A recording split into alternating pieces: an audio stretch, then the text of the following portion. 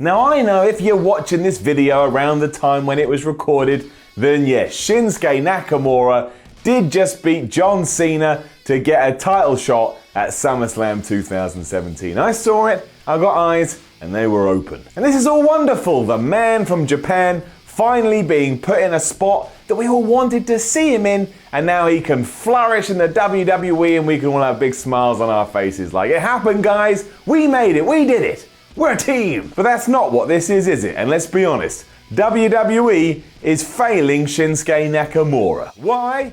Oh, jeez. Here's why.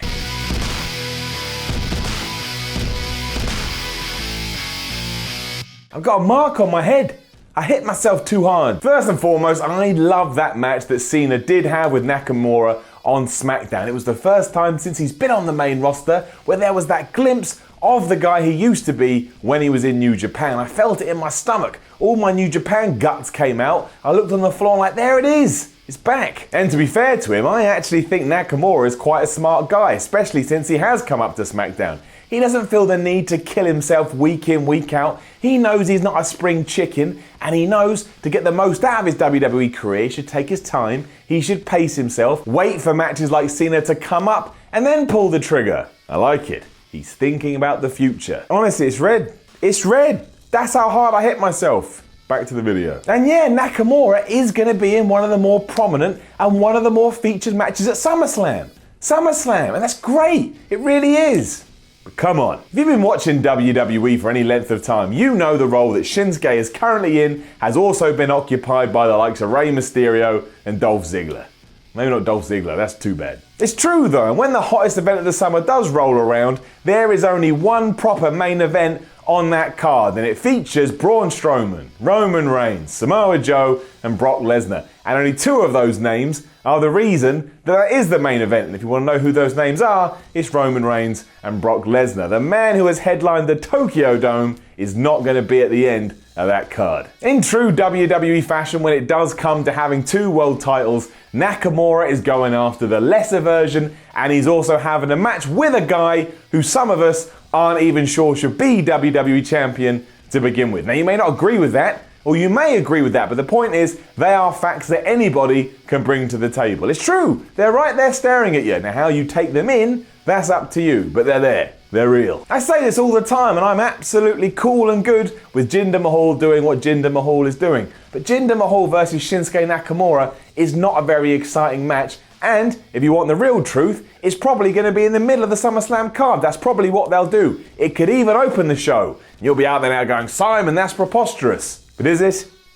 Is it? And the problem with being in this kind of position is that you're not seen as a top guy. And I'm sorry, Shinsuke Nakamura has to be seen as the top guy. Hence the title of this video, and hence why we've got to where we've got to. This has all been the case with Shinsuke since he arrived on SmackDown too. Now it's not like he's been destroyed forever, but he was watered down with pointless programs against Dolph Ziggler, and then that other weird one against Baron Corbin that had no story, and it just petered out, which also worries me, because maybe Corbin's going to turn up at SummerSlam and cash in on Nakamura, and then that feud's going to continue. So our two Nakamura world title feuds are going to be Jinder Mahal and Baron Corbin. Come on! And I want to defend WWE here too, because I don't think that was their intent. I don't think they sat backstage and went, let's water this fool down. They just do that. They took Nakamura from being a superstar to just a WWE star. We've got enough of them. More than enough. Even with all this though, he's managed to weather the storm because he is Shinsuke Nakamura and he just has it. When you have it, not only do you have to do that with your hands, which is really annoying, but no one can take it away from you. It's why his entrance got over to the point that it has, because he's so bizarre and kooky and weird and cool, you can't help but be drawn to the man. The problem with all this is that it's very strange that WWE wouldn't want to jump all in. And hell, maybe they think they have. Maybe they think everything they've done up to this point has worked. Because look, he's now the #1 contender for the WWE title, and he now is going to technically be in the SmackDown main event at that show. But still. But none of that is good enough because we're not talking about some run-of-the-mill guy here.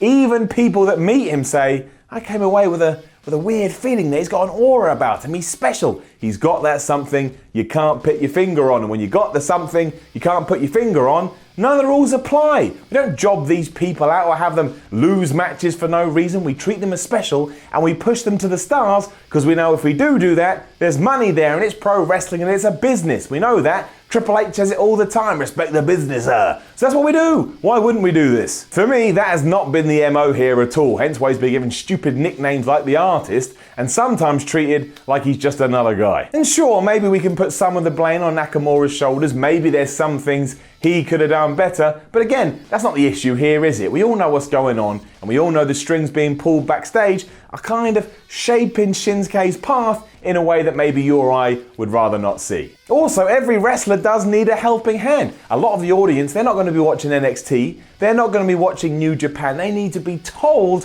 why Nakamura is the real deal. They need to be given that buzz, throw it in their face so they can feel it themselves, and then they buy in as well. And that already happened to a certain degree. Again, look at the entrance, fans love it, but we need more. You've got to have the support. And this doesn't mean allowing him to go out there and have strong style matches either. I mean, if he wants to do that, it's fine. It's not going to hurt him, well, it may hurt other wrestlers. But if that's all this was, then loads of people on the independent scene would also be viewed as the same way as Nakamura is. But they're not, and the reason they're not is they don't have that magic. They don't have that charisma. They don't have that personality. That's the main thing in professional wrestling, and the fact that he can also have good bouts to boot, icing on the cake.